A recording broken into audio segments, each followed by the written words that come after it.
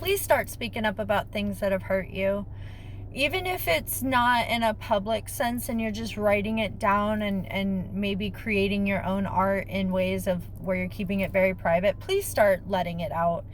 You're going to notice that if you hold in that kind of level of pain in terms of things that have seriously harmed you as a person, mentally, physically, spiritually, sexually, whatever, you're going to notice that it's going to eat away at your physical body. If you're shoving it down, you may notice issues with your throat, your heart, your brain, especially if you're somebody that ruminates a lot. You may notice a lot of digestive issues. You may notice issues with your skin.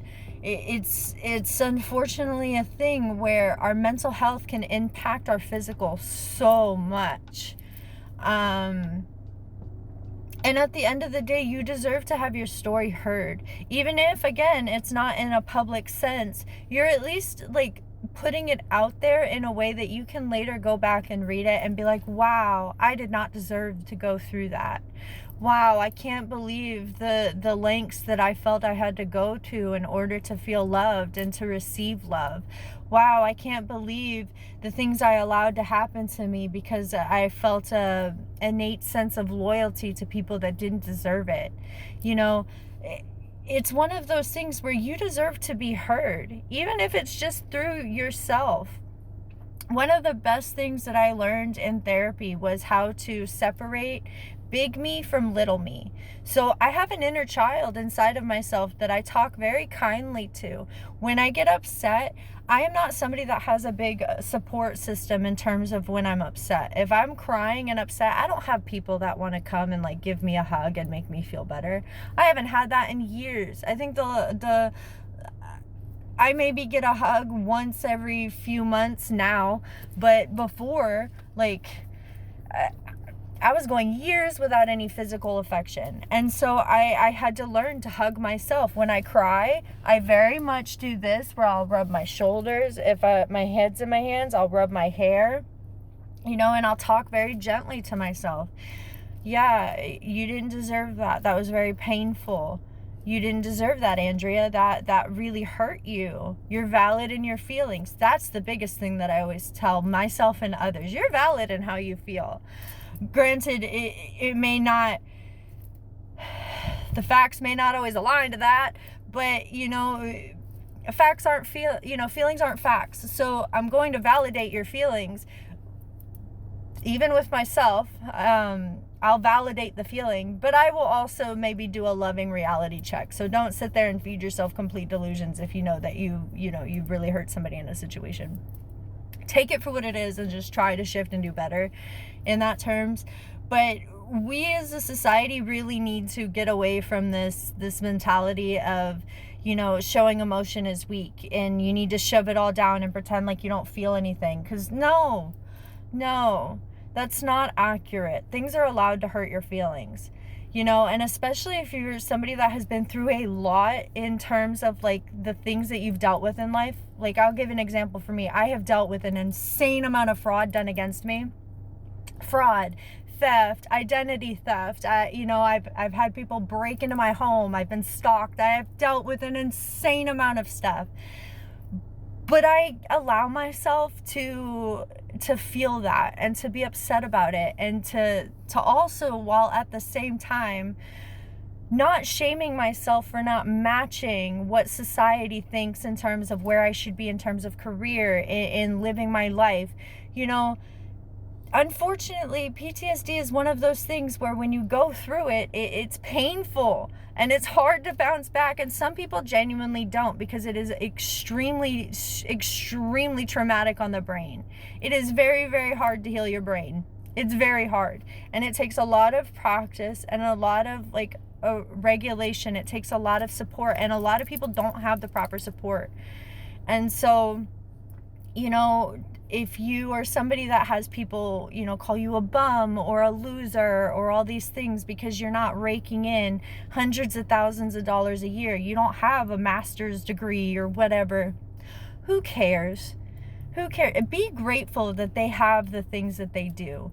Here's the thing is when when I have had people try and shame me in the past, I always think, I am so happy you have never had to go through the things that I went through. And I'm so happy you are not in the position that I am in. I am very happy for you for that. I don't wish the things that I have gone on or dealt with for anybody. And so when I see people that have that kind of judgment towards me, instead of, internalizing it and personalizing it as like I'm this, I'm that, I match what they say, I am so happy they don't understand me. I am so glad that their life experience has been so far disconnected from anything that I have gone through that they do not have to feel the level of pain that I have gone through. And I think that that's the biggest thing, is just recognizing that's all we can do as people. But we got to stop the internalizing, shame. And we have to start kind of also at the same time acknowledging, where can we do better? For me, the biggest thing that I've recognized I've been getting into this shame loop of is that there are days where I wake up and I am so tired. I am physically tired. I am very emotionally tired. I don't want to do anything. I genuinely just want to lay down. And sometimes we need to do that, right? We need days where we can just lay down. But at the same time, I've also had to learn that you can't wait for motivation. Because sometimes motivation doesn't come. We have to just kind of go through the motions and find that willpower and the ability to push and hope that we can eventually get there, and hope that eventually motivation ends up coming. Sometimes it does, sometimes it doesn't, but be gentle with yourself. You're allowed that, and start talking about it, start speaking up, and start, allowing yourself to have a voice, because you deserve it. Everybody does. Even if you think nobody's going to listen to you, you're going to get labeled as crazy. That's the biggest thing that people love to label me with, which valid. Some of the behaviors I was engaging in from the outside looking in can seem very, very, very crazy. Like, I posted a tarot reading where I talked about how I used to pull strands of hair out with follicle, and I would keep them on me in case I needed to sprinkle it places. I'm glad people don't understand that.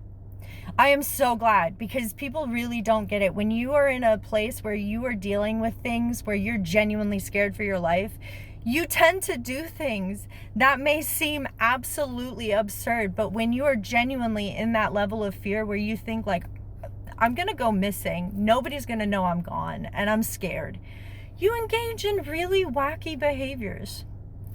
You're allowed to do that. And if people don't understand it, good. I am so glad. I am so glad. You have no idea.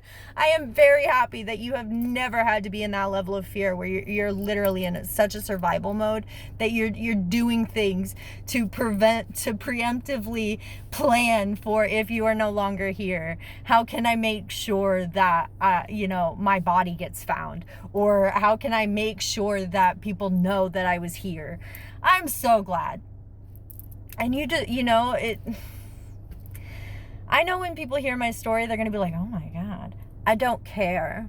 And here's another thing too, is you're also going to notice that when you do start to share, you have to be selective about who you allow close to you after you've shared these things, because I have noticed an immense amount of men love to hear my story of survival and then assume that I am somebody that is just this easy, super sexualized person, like and then they treat me terribly because of it.